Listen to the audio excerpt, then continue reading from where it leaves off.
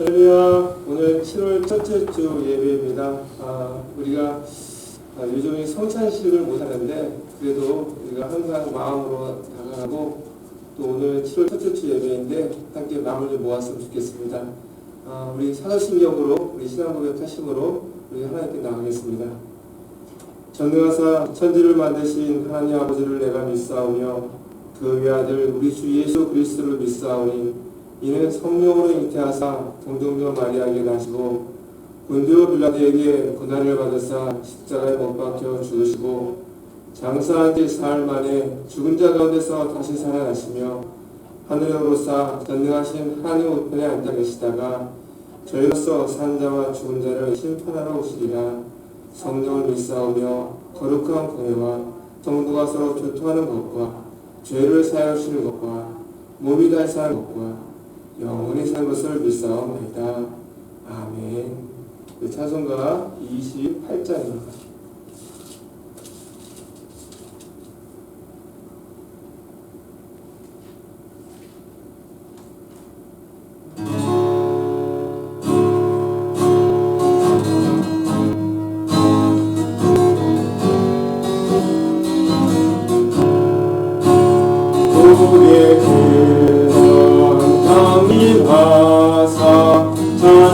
찬송하게 하소서.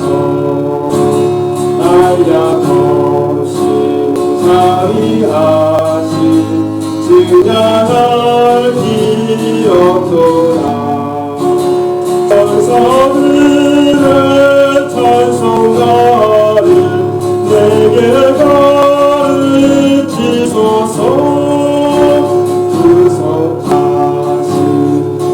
사랑을 항상 찬송하리라.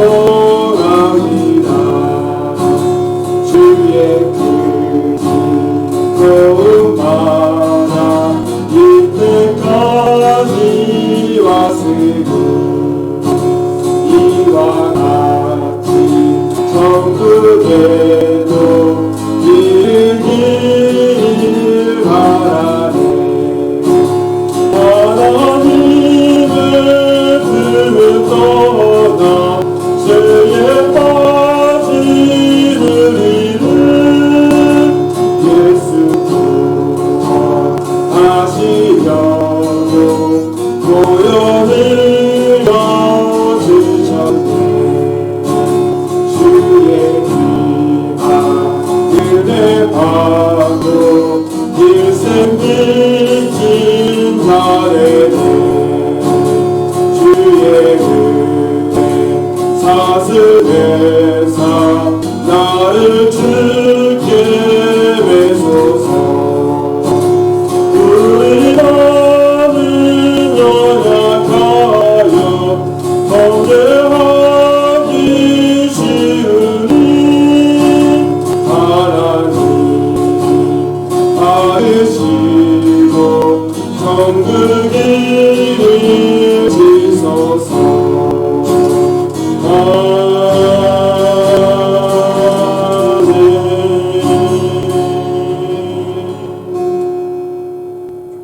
기도하겠습니다.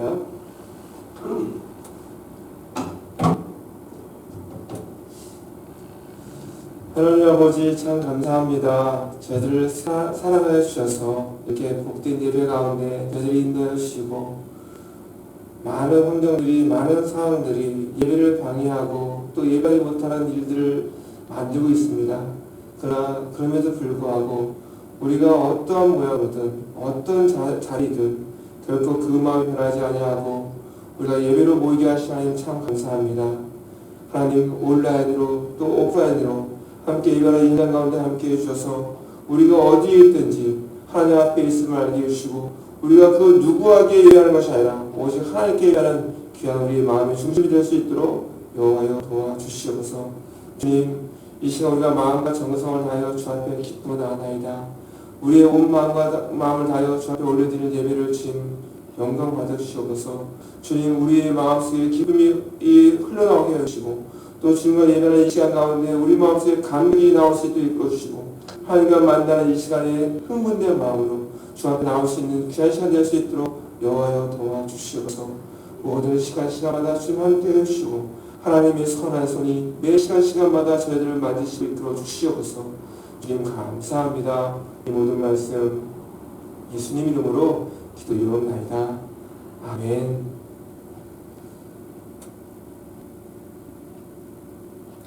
오늘 하나님 말씀은 갈라디아서 1장 17절로 24절까지 말씀 보겠습니다. 갈라디아서 1장 17절로 24절입니다. 우리 한 목소리로 같이 봉독합니다. 시작. 또 나보다 먼저 사도된 자들을 만나려고 예루살렘으로 가지 아니하고 아라비아로 갔다가 다시 다메섹으로 돌아갔노라. 그 후 3년 만에 내가 게바를 방문하려고 예루살렘에 올라서 그와 함께 15일을 머무는 동안 주의 형제 야고보 외에 다른 사도들을 보지 못하였노라.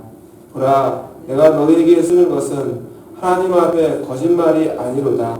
그 후에 내가 수리아와 길리기아 지방에 이르렀으나 그리스도 안에 있는 유대의 교회들이 나를 얼굴로는 알지 못하고 다만 우리를 박해하던 자가 전에 멸하려던 그 믿음을 지금 전한다함을 듣고 나로 말미암아 하나님께 영광을 돌리리라. 아멘. 오늘 제가 하나님의 말씀을 제목을 정하면서 하나님의 화급함이라는 말씀을 적어봤습니다. 어떨까요? 하나님께서 어떨 때 마음이 가장 급하실까요? 라는 겁니다. 어찌 보면 하나님의 마음이 가장 급할 때는 한 생명 한 생명이 복음으로 쌓일 때가 아닐까 하는 마음이 있습니다. 오늘 이 본문의 내용들이 바로 그런 아버지의 마음들이 그대로 담겨져 있습니다. 우리가 갈라디아서를 이야기하면서 두 가지 강조점을 이야기했습니다. 하나는 이 책이 왜 쓰여지게 되었는지, 그리고 또 하나는 왜 사도 바울은 자기의 사도권을 집요하게 변호할 수밖에 없었는지 그것을 썼습니다. 바울이 없는 동안에 거짓 교사가 들어와서 이 바른 복음을 다 흔들어 놨어요. 그러면서 사람들의 마음이 흔들릴 정도가 아니라 막 격동하고 혼란스럽고 요동되어졌어요. 그러면 그들이 더한 게 뭐냐면 이 사실은 이 바울 사도 아니야, 가짜야, 이렇게 얘기하는 겁니다. 여러분 어떠세요? 너무 누군가에게 너무 지혜로운 말 들었고 좋은 치유를 받았다고 쳐요. 근데 사실은 그 사람 무면허야 이래버리면 갑자기 그 모든 것이 다 무너지는 겁니다. 바로 그런 일들이 여기서 일어나는 겁니다. 그래서 바울이 다시 다른 복음은 없다. 오직 믿음으로만 구원된다. 그러면서 이 자기의 사도권을 더 집요하게 강조하는 이유가 무엇이냐면 이 복음을 지키기 위해서 그렇게 합니다. 사도 바울이 오늘 본문에 보면 본문에 내려가면 본문의 내용이 어떤 내용이냐면 다메섹 도상 이후에 사도 바울의 초기 사역을 설명하는 내용입니다. 그러니까 회심 이후에 다메섹에서 예수님 만나고 나서 그 다음에 전도여행 가기 전에 사도 바울의 이 초심 이후의 회심 내용이 오늘 본문의 내용입니다. 그러면서 17절 이렇게 시작합니다. 또 나보다 먼저 사도된 자들을 만나려고 예루살렘으로 가지 아니하고 아라비아로 갔다가 다시 다메섹으로 들어가노라. 우리가 흔히 뭐 어디 갔다, 어디 다녀왔다 이런 이야기를 합니다. 근데 가지 않았다, 뭐 이런 얘기를 하지 않는데 오늘 굳이 예루살렘에 가지 않았다는 이야기를 왜 할까라는 겁니다. 그래서 오늘 본문이 어떻게 시작하냐면 나보다 먼저 사도된 자들을 만나려고 이렇게 시작합니다. 그 말 우리가 어떤 뜻일까요? 여기서 나보다 먼저 사도된 자는 누구를 말할까요? 그렇죠? 12 제자들. 그렇죠? 그 예수님의 제자들을 이야기합니다. 그들은 예수님께 가르침을 받았고 또 부활을 목격한 자들이고 또 그런 예수님께 파송된 자입니다. 바로 이것이 사도의 자격입니다. 그들에게 그것이 있었습니다. 이 사람이 지금 어디에 있었습니까? 이 제자들이 예루살렘에 있었습니다. 그런데 오늘 바울이 나는 이 나보다 먼저 된 제자들을 만나려고 예루살렘에 가지 않았다라고 이야기합니다. 그러면서 그 말은 무엇일까요? 나보다 먼저 된 제자, 사도 이러면서 극적으로 자기가 좀 부정적으로 표현했지만 그럼 나도 뭐다? 나도 만삭되어 나지 못한 뭐 8삭 또는 7삭동일지라도 말지이지만 그래도 나도 사도다라는 겁니다. 자기가 자기의 사도권을 이런 부정적인 표현으로 강조하는 이유는 지금 이 땅에, 지금 이 갈라디아 지역에 사도 바울의 사도권의 진위에 따라서 막 혼란하기 때문에 그것을 더 강하게 어필하는 겁니다. 우리가 보통 사람 같았으면 어떻게 했을까요? 내가 예루살렘 가서 그 공동체에 가서 내가 인정받고 또 사도들을 만나가지고 사도들에게 가르침을 받고 또 그들에 이어서 내가 파송돼서 왔으면 아무 문제 없을 것 같았어요. 그런데 바울은 그렇게 하지 않았어요. 얘가 질문합니다. 제가 한번 질문해 볼게요. 사도직이 계승될까요? 계승되지 않을까요? 합니다. 사도직은 계승되지 않습니다. 사도직은 단회적입니다. 사도를 세운 목적이 무엇이라 했습니까? 그렇죠. 사도를 세운 목적은 첫째는 성경을 기록하기 위함이었고 또 하나는 교회를 창립하기 위해서였습니다. 그래서 이 사도들을 통해서 교회가 창립되었고 성경은 기록되었습니다. 그러면 더 이상의 다른 사도는 필요가 없습니다. 만약에 이 사도직이 계승된다고 한다면 어떤 일이 있을까요? 교회마다 문제가 있고 교회마다 이상한 일이 벌어지는 거예요. 그러면 이 교회를 틀렸어. 그럼 새로운 모형이, 새로운 교회가 막 만들어지는 겁니다. 창립이 되는 겁니다. 그리고 성경도 이게 아니야. 지금 새롭게 말씀해 주시는 말씀이 이 말씀이라면서 성경이 다시 씌워질 겁니다. 그 말은 사도직은 결코 계승된 것이 아니라 이미 완성되어졌고 또 그들의 역할은 이미 다 끝났다는 겁니다. 그래서 사도직은 계승되는 게 아닙니다. 그래서 오늘 사도 바울이 내가 나보다 먼저 된 사도를 만나지 않고 예루살렘에 가지 않았다고 이야기합니다. 왜 그런 이야기를 했냐면 내가 사도가 된 것은 다른 사도의 계승과 또 전수를 받은 것이 아니라 내가 이들에게서 어떤 가르침도 받지 않았다는 겁니다.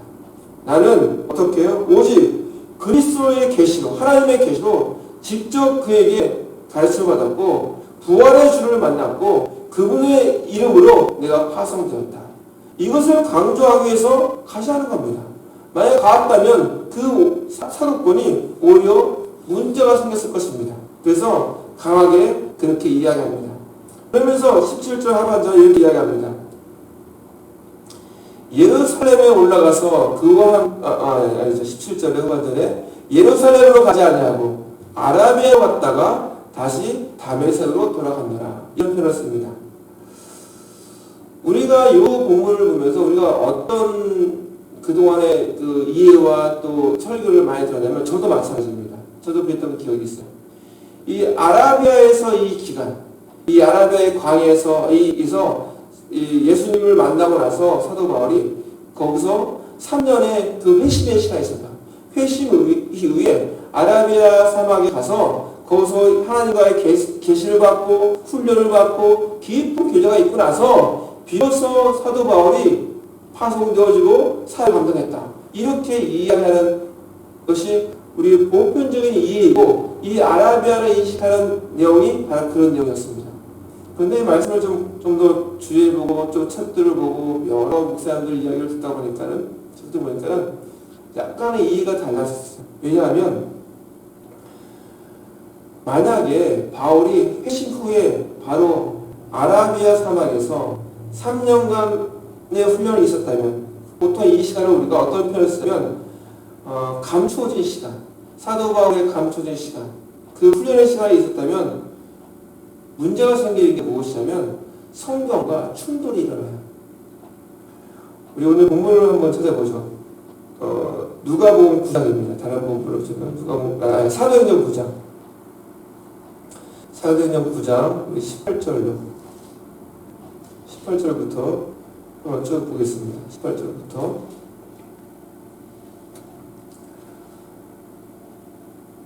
이런 말씀이 있습니다. 즉시 사울의 눈에서 비늘 같은 것이 벗어져 다시 보게 되지라. 일어나 세례를 받고. 사울이 다메섹에서 예수님을 만나고 나서 그의 눈이 멀었어요. 그래서 그가 눈이 멀은 것이 한 3일 정도. 그렇죠? 3일 정도 눈이 멀고 나서 거기서 세례를 받고 19절 음식을 먹음에 강건하여 지니라. 사울이 다메섹에 있는 제자들과 함께 며칠 있을 때 그리고 나서 어떻게 해요? 즉시로 회당에서 예수가 하나님의 아들이심을 전파한. 그럼 이 회당 지역이 어딜까요? 아라비아가 아니라 다메섹이라는 겁니다. 즉시로 3년 있다 간 것이 아니라 바로 그가 이제는 눈이 띄어지고 또 몸이 또 음식 먹고 강건해져서 즉시로 각 회당에서 예수가 하나님의 아들이심을 전파하니 듣는 사람이 다 놀라 말하되 이 사람이 예루살렘에서 이름을 부르는 사람을 멸하려던 자가 아니냐. 여기요 못 또 그들을 결박하여 대제사장들에게 끌어가고자 함이 아니냐 하더라. 사울은 힘을 더 얻어 예수를 그리스도라 증언하여 다메섹에 사는 유대인들을 당혹하게 하니라. 23절 여러 달이 지나매 유대인들이 사울을 죽이기를 공모하더니 그 계류가 사울에게 알려지니라. 그들이 그를 죽이려고 밤낮으로 성문까지 지키거늘 그의 제자들이 밤에 사울을 어떻게 해요? 광주리에 담아 성벽에서 다 내리니라. 자 보세요. 사도 바울의 회심 이후에 바로 어디로 성경 어떻게 기록되냐면 바로 즉시로 다메섹에 가서 복음을 전했다고 이야기하고 있어요. 그러면 이 아라비아는 대체 뭐냐? 아라비아는 이스라엘 유대 지도를 이스라엘 지도로 보면 이 갈릴리 바다 있고 지중해가 있고 오른쪽으로 갈릴리 바다 있고 요단강이 있고 사해가 또 요단강이 흘러요. 그러면서 이쪽 오른쪽 이 큰 이 지역이 말하자면 아라비아 지역이에요. 그러면서 이 다메섹은 어디냐면 그 갈릴리 바다에서 좀 더 오른쪽으로 위쪽 북쪽에 거기에 다메섹이 있는 거예요. 위치가. 그러면서 이 부분을 보면서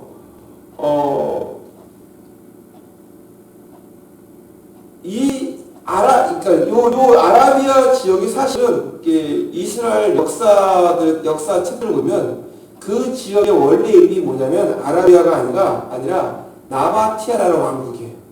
그 동네가 큰 어마어마한 큰 동네인데 나바티아 왕국인데 바로 그 나비티아 나바티아라는 그 왕국의 이름을 그 당시 그러니까 유대학자였죠. 요세푸스는 그 지역을 뭐라고 표현하냐면 아라비아 또 아라비아 사람 이렇게 표현했어요.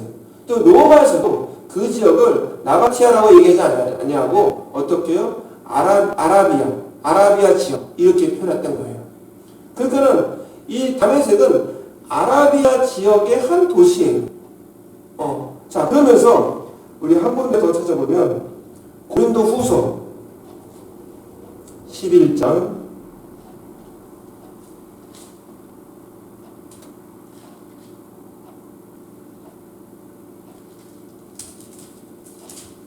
32절에서 33절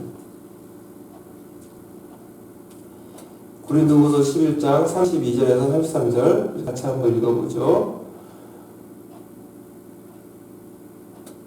고린도 전서를 찾고 고린도후서요 11장 32절 33절 시작. 다메섹에서 아레다 왕의 국왕이 나를 잡으려고 다메섹의 성을 지켰으나 나는 광주리를 타고 밀창문으로 성벽을 내려가 그 손에서 벗어나더라. 오늘 이 표현은 아까 우리가 사도행전 9장에 읽었죠. 9장의 내용 가운데 똑같은 것을 기록하고 있어요. 그 똑같은 장면이에요. 근데 사도행전에 없는 내용이 이게 하나 들어있어요. 이게 누가냐면 그 다메섹 그 지역 그 왕이 누구냐? 아레다 왕이라고 이야기하고 있어요. 그렇죠. 이 아레다 왕이 어떤 왕이냐면 나바티아 왕국의 4대 왕이에요. 그러니까 나바티아 왕국의 사손이에요. 네 번째 왕이에요. 그러면서 아까 사도행전 9장 23절에 어떤 표현이 있냐면 여러 달이 지나매 유대인들이 사울을 죽이려 공모하더니 이 여러 가지라는 이 표현보다 이 원어를 보면 어떤 표현이 더 많냐면 많은 날이 지나면 이런 표현들이 더 맞아요. 그래서 히브리인들이 이 많은 날이라고 쓰는 것은 관용법이에요. 그래서 이것은 최소한 이런 관용법을 쓰는 그 기간이 몇 년 정도 되면 한 3년 정도 되는 그 기간을 히브리인들은 많은 날이라고 표현하고 있어요. 그거는 다메섹에서 3년을 다닐 수 있던 거예요. 아라비아에 있었던 것이 아니라. 여러분 생각해 보세요. 이 사도 바울이 어떤 사람이냐면 그 당대의 사울이었죠. 당대에 손가락에 꼽을 정도의 율법학자였어요. 그만큼 구약에 능통한 율법학자가 없었어요. 가말리엘의 문화에서도 가장 손꼽히는 그런 사람이 누구였냐? 바로 사울이었어요. 사울은 구약의 율법을 너무너무 잘 알고 있었어요. 신명기에 보면 어떤 말씀이 있냐면 나무에 달린 자는 저주받은 자다라고 표현하고 있어요. 근데 그 당시에 한 자그마한 동네에서 어떤 이상한 사람이 나오더니 막 사람들이 같이 몰려다니는 거예요. 그때 자기네들끼리 어떤 표현을 쓰냐면 이 사람이 그리스도라는 거예요. 헬라어 그리스도가 히브리어 메시아예요. 메시아? 그러면서 좀 퀴퀴시라고 했는데 나중에 이가 죽었더니 죽는데 어디에 죽어요? 나무에 달려 죽는 거예요. 그럼 나무에 달려 죽은 자가 메시아가 될 수 없는 거예요. 그러니까 조금 율법을 조금 더 아는 사람이라면 그것은 매치가 될 수 없는 거예요. 더구나 사도 바울은 어떤 사람? 이 사도 바울은 율법에 정통한 사람이었기 때문에 나무에 달린 그 예수가 결코 메시아가 될 수 없는 거예요. 그러기에 이 율법학자로서 율법에 정통한 사람으로서 그것을 주장하는 사람들을 간과할 수가 없는 거예요. 그래서 그는 자기 율법학자의 자기의 책임에 맞게 그들을 잡아 다니고 그들을 포악하고 그들을 못살게 누고 그들을 핍박하고 다니는 거예요. 그래서 그 당시에 정당한 것이었고 많은 사람들이 그것을 응원했어요. 그러면서 그가 어디까지 가냐? 다메섹 쪽 북쪽 그 갈릴리 바다보다도 더 위쪽이라는 그 어마한 다마스커스라고 그러죠. 거기까지 가는 거예요. 근데 가는 중에 누구를 만나요? 바로 자기가 핍박하는 예수를 믿는 그 예수를 만나는 거예요. 근데 거기서 어떤 사건이 일어나요? 묻잖아요. 당신은 누구십니까? 그랬더니 나는 내가 핍박하는 나사렛 예수사라고 말씀하고 있어요. 그 순간 사울의 인식 체계 속에서 모든 것이 막 맞춰지기 시작합니다. 구약의 메시아와 신약의 나사렛 예수하고는 절대로 같은 사람이 아닌데 거기서 직접 그 부활의 주를 만났고 그분을 통해서 내가 나사렛 예수라는 말씀이 있었을 때 그가 알고 있는 모든 율법들이 그 메시아가 하나 쫙 맞춰지는 거예요. 그의 인식 세계 속에서 그 그리스도가 그 메시아임을 확고하게 들어오는 그 사건들이 거기서 일어나는 거예요.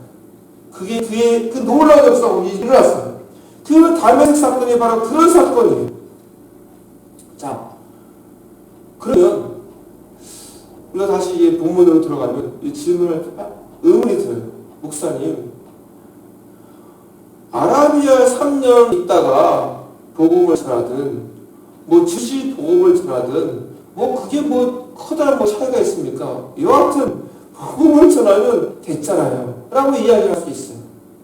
근데 가만히 말씀을 보니까 그렇지 않은 거예요. 여기는 굉장히 중요한 의미가 있어요. 여기는 이 시대뿐만 아니라 그 시대에 향한 하나님의 메시지가 있는 거예요. 어떻게요? 사도 바울이 다메섹에서 예수를 만나고 그리고 3일 눈을 뜨지 못하고 그거 회복되고 나서 어떻게요? 즉시로 다메섹으로 가서 복음을 전했다고 생각을 시작하고 있어요. 이것은 무엇이냐면 세상의 죄인을 구원하기 위한 그 어둠의 땅에서 복음을 듣지 못하는 죽어가는 그 땅을 향한 하나님의 화급한 마음이 그 편에 다 들어가 있는 거예요. 하나님이 바쁘셨어요. 한 생명을 구하기 위해서. 그래서 사도행전 9장 15절에 보면 이 사도 바울이 어떻게? 너는 이방인을 위하여 택한 나의 그릇이다 라고 표현하고 있어요. 하나님의 구원의 플랜과 예수님의 마음에서 볼 때 이제 이 복음이 유대 땅을 넘어서 이방 땅으로 확대되고 있는 걸 보이는 거예요. 그러면서 이제 누군가를 보내야 되는데 어떻게 해요? 바로 다메섹에서 사도 바울을 붙들고 바로 가게 하신 거예요. 즉시로. 우리가 어떻게 즉시로 할 수 있지? 좀 아라비아에서 들어가서 3년을 훈련받고 보험이 보고 계시다고 하나님의 계시를 다 듣고 이렇게 가야지 맞지 않느냐? 이렇게 이야기할 수 있어요. 그러나 그러지 않아요.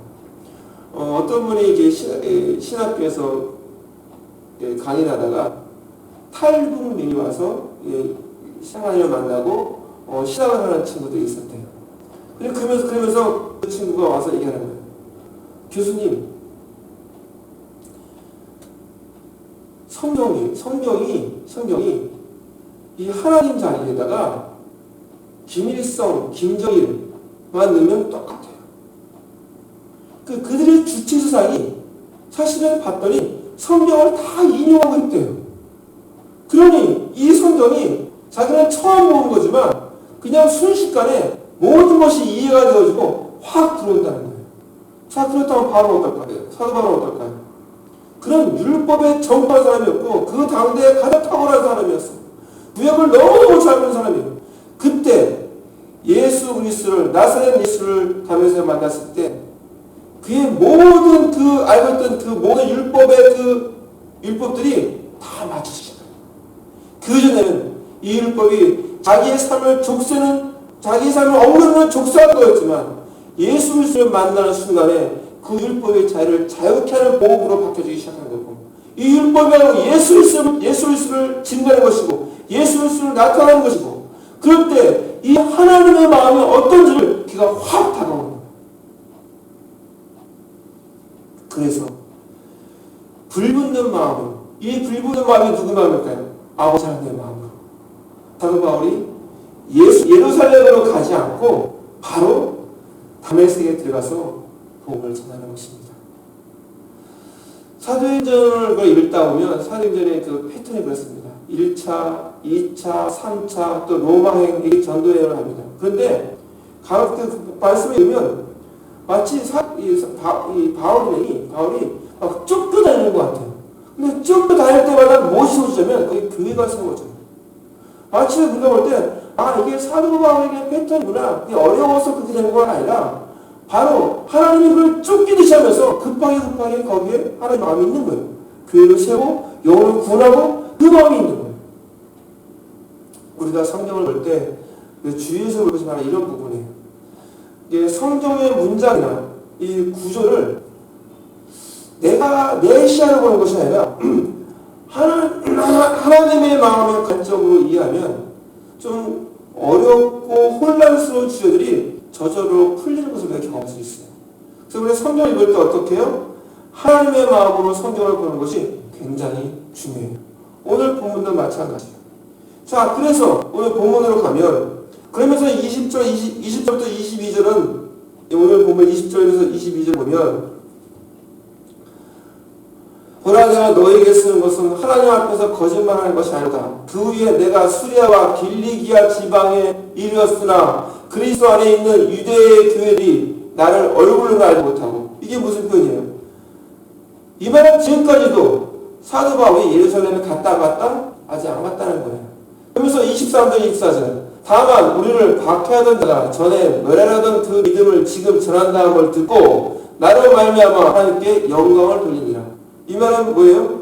그들이 사도 바울을 보지 못했어요. 그런데 그 소식을 들은 거예요. 그러면서 와 하는 거예요. 이런 일도 가능하구나 하면서 하나님께 영광을 돌리는 거예요. 훗날 이 바울이 예루살렘에 가요. 그래서 그들과 교제 약속을 해요. 이 교제 약속은 그냥 펠로십 정도가 아니라 여기에 깊은 의미가 있어요. 이제 사도 바울이 본격적으로 아시아 전의 선교 사역을 위해서, 또 하나님 나라의 확장을 위해서 그 연대를 같이 하는 그림이 그날의 약속이에요. 그래서 또 이 사도들과 악수했다는 그 표현은 뭐냐면, 사도들이 알고 있는 복음이나 오늘 사도 바울이 알고 있는 복음이 같다는 거예요. 그게 중요한 메시지가 있어요. 자, 그러면서 우리가 하나님의 마음을 좀 보면 사도행전 16장에 보면 어떤 편이 있냐면, 제가 한번 읽어드릴게요. 사도행전 16장 4절 5절. 여러 성으로 다녀갈 때 예루살렘에 있는 사도와 장로들이 작정한 기회를 그들에게 주어 지키게 하니 이에 여러 교회가 믿음이 더 굳건해지고 수가 날만 늘어가니라. 바울의 선교 사역이 너무너무 잘 됐어요. 그래서 사역이 잘 되고 있었어요. 그런데 성령님께서 두 번이나 그쪽을 막으시는 거예요, 자꾸. 근데 바울이 순종하지 않는 거예요. 그 성령님께서 강건적으로 환상을 보여주세요. 그것이 어떤 환상이냐? 마게도냐 환상이에요. 한 사람이 나타나서 건너와 우리를 도우라는 그 환상을 보면서 그때서야 바울이 순종해요. 그러면 왜 처음에 순종하지 못했냐 이거예요. 그렇죠? 그러기에 일이 잘 되고 있으니까. 그렇죠? 사람들도 늘어나고 사역도 잘 되고 있으니 어찌 보면 여기가 함정입니다. 우리는 외형적으로 잘 되는 것이 중요한 것이 아니라 무엇이 중요하냐면 이 일이 하나님의 계획과 뜻을 가지고 있는가, 이 일이 하나님께서 좋아하시는 일인가, 이것을 보아야 해요. 그래서 결국 이 사도행전을 보면 하나님의 관건적인 확신에 쌓이는 거 바울이 돌이켜요. 하나님이 우리를 마게도냐로 인도하신다. 그러면서 11절에 보면, 사도행전 16장 11절에 보면 우리가 드로아에서 배로 떠나 사모드라게로 직행하여 이튿날 내가 보려고 가고, 여기 보면 마게도냐를 떠나 어디로 가려면 이틀 걸려서 빌립보로 갔다는 거예요. 근데 이 성경을 보면 이 지역이 배로 이틀 갈 거리가 아니라 5일 거리예요. 그래서 직행했다는 것은 똑바로 갔다는 것이 아니라 이게 어떤 말이면 급하게 갔다는 뜻이에요. 근데 그게 이틀밖에 안 걸렸어요. 그래서 뭐냐면 그 배는 좋은 배라서 빨리 갈 수 있어. 5일 걸리는 그 거리를 아무리 좋은 배라도 그 당시에 아무리 좋은 배라도 어떻게 이틀 갈 수 있어요? 그럼 갈 수 없는 거예요. 근데 하나님은 왜요? 하나님의 화급한 마음이 있는 거예요. 어디에? 그 마게도냐 그 땅에 죽어가는 영혼들 향한 아버지의 마음이 있는 거예요. 오늘 본문에 바로 이것이 오늘 즉시로 다메섹으로 왔다는 그 표현이 거기 있는 거예요. 아라비아에서 3년이 아니라 어떻게요? 다메섹에서 3년이 있었어요. 성경이 그걸 증명하잖아요. 그럼 아라비아 그 시내산에 있지 않느냐? 있었죠. 거기서 많이 잡아 한 50일 정도, 많이 잡아서 40일, 50일 정도 있었어요. 그날 그무쪼로 그 후에 이 오늘 성경에도 보면 17절 후반절에 아라비아로 갔다가 다시 다메섹으로 돌아가더라. 그 후 3년 만에 내가 개발을 방문하였고, 그러면 3년 동안 어디에 있었어요? 다메섹에 있었죠. 다메섹에서 온전하게 복음을 전하고 있었어요. 온 세상에 이 복음이 이방인에게 확대되고 전파되고 넘어가야 되는데 하나님의 마음이 급하신 거예요. 그래서 바로 사도 바울을 거꾸로 틀어서 부르신 다음에 바로 쓰신 거예요. 그때 사도 바울이 이야기하잖아요. 주님 누구십니까? 그리고 내가 무엇을 하리이까? 그럼 제가 지난주에 이 질문의 순서가 너무너무 중요해요. 오늘날에 우리는 교회에 오면 내가 무엇을 해야 되죠? 여기에 바빠요. 그리고 그분이 누구인지에 대한 점점 관심이 없어져요. 그렇게 이루어지는 신앙생활은 문제가 많고, 그렇게 이루어지는 신앙생활은 하나님과 점점 멀어질 수밖에 없는 거예요. 우리가 바뀌어줘야 돼요. 어떻게 해요? 주님 누구십니까? 오늘 바울이 주님이 누구신지 알았을 때 그 다음에 그 산을 뺐더는 머뭇거리지 않냐고. 즉시 아버지의 마음이 그의 심장 가운데 들어와서 그 말씀을 가지고 곧바로 복음을 전하는, 그 다메섹에서 어렵고 험난한, 그래서 어떻게 해요? 결국은 거기서 죽으려고 하니까는 바울에 타서 도망 나온 거예요. 도망 나와서 이제 예루살렘에 가는 거예요. 사랑하는 성도 여러분, 우리 마음속에 어떤 마음이 있습니까? 내가 뭐를 하려고 하지 말고, 뭘 하는 것보다 먼저 알아야 할 것이 우선순위가 무엇이냐면 예수님이 누구신지, 그분의 마음이 무엇인지. 그럴 때 내가 그 마음에 합당한 거는 머뭇거리지 않냐고 당대하게 두려워하지 않으라고 합격할 수 있습니다. 오늘 아버지 하나님의 그 화급한 마음이 오늘 이 땅에도 누군가를 향한 우리의 마음이 있었습니다. 머뭇거리지 마십시오. 여러분들 마음속에 그 삶이 생각나면 또 떨어졌다면 또 전화로라도 또 가까이 있다면 또 다가서라도 복음을 전하고 한 생명 한 생명을 이끄는 저와 우리 믿음의 성도들 되기를 주의 이름으로 축원합니다. 우리 기도하겠습니다.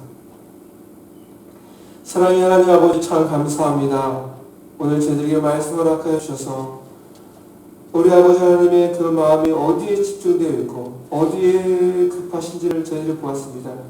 그러나 하나님의 급한 마음과 상관없이 우리는 우리의 형편과 우리의 처지와 우리의 사회만 절절절 되어 있고 거기에 붙잡혀 있는 이 못난 영혼을 주님 용서하여 주옵시고 아버지여 이제 내가 주님을 알았다면 주님을 알았다는 그 증거가 아버지 마음이 내 안에 있다는 증거입니다. 그렇다면 우리의 삶이 아버지의 급한 쪽으로 우리의 삶이 움직여지는 걸음이 될 수 있도록 그런 삶이 될 수 있도록 저희들이 이끌어 주시옵소서. 그래서 주님 저희들이 어디 있든지 영혼을 살리는데 결코 머뭇거리지 않는 저희들이 걸음이 될 수 있도록 주님 함께하여 주옵소서. 주님 감사합니다. 이 모든 말씀 예수님 이름으로 기도드리옵나이다. 아멘. 우리 찬송가 357장 우리 찬송하시면서 하나님께 예물 헌금하셔 갖겠습니다.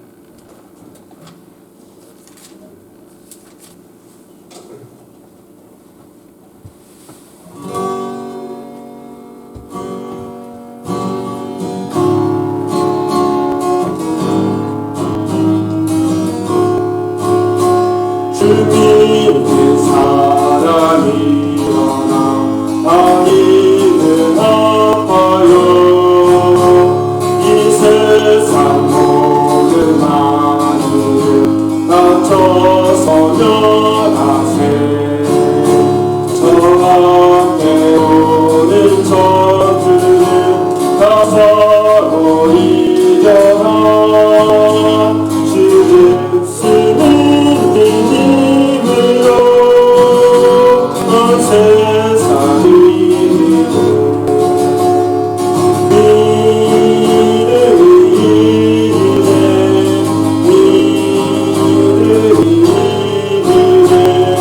주 예수님이 온 세상이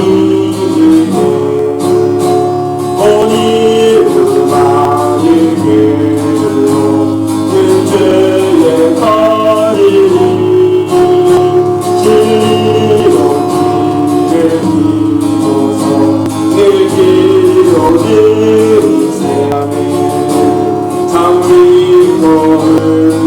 의지하면서 겁없이 나갈 때 주 예수님 이름으로 온 세상이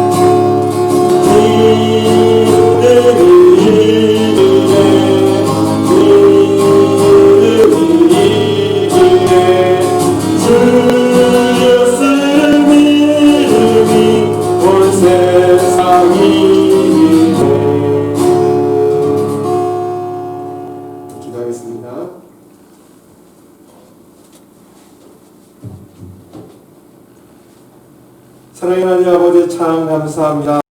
아버지의 복된 예배 또한 귀한 예물로 주 앞에 은밀한 예배자로 주 앞에 나왔습니다.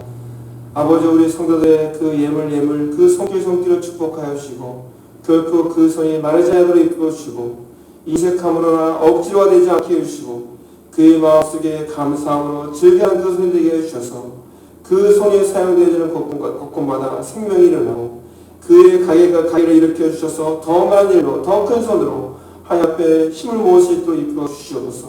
이 시간이 우리 성도들의 마음에 모아져서 하나님의 나라를 위하여 또 복음 전하를 위하여 우리가 힘을 다할 수 있는 교회가 될 수 있도록 여호와여 도와주옵소서.